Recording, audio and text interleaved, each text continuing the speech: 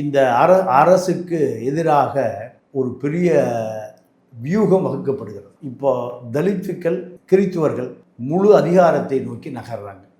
அதிகாரம் வந்துருச்சு.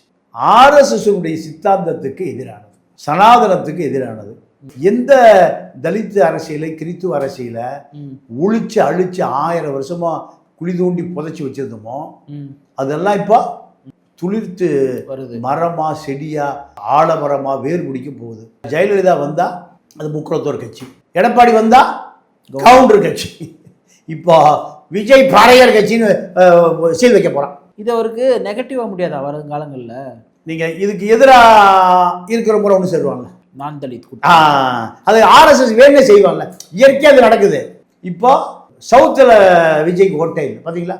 ஜெயிக்கவே இல்லை. இப்போ ஜான் ஆரோக்கியசாமி ஒரு பட்டியல் சமுதாயமா? ஆமாம் ஆமாம் ஆமாம். தனிப்பட்ட முறையில் ஒரு ஆலோசகர் சொல்லக்கூடிய அளவுக்கு ஒரு அறிவு பெற்றவர்லாம் கிடையாது விஷ்ணு. இங்கே அறிவெல்லாம் அந்த நண்பராக இருந்தால் நீங்களே நாளைக்கு அந்த ஆலோசனைக்குள்ள வந்துடலாம். இப்போ அங்கே அறிவெல்லாம் தேவையில்லை, பதவி தேவை அவருக்கு.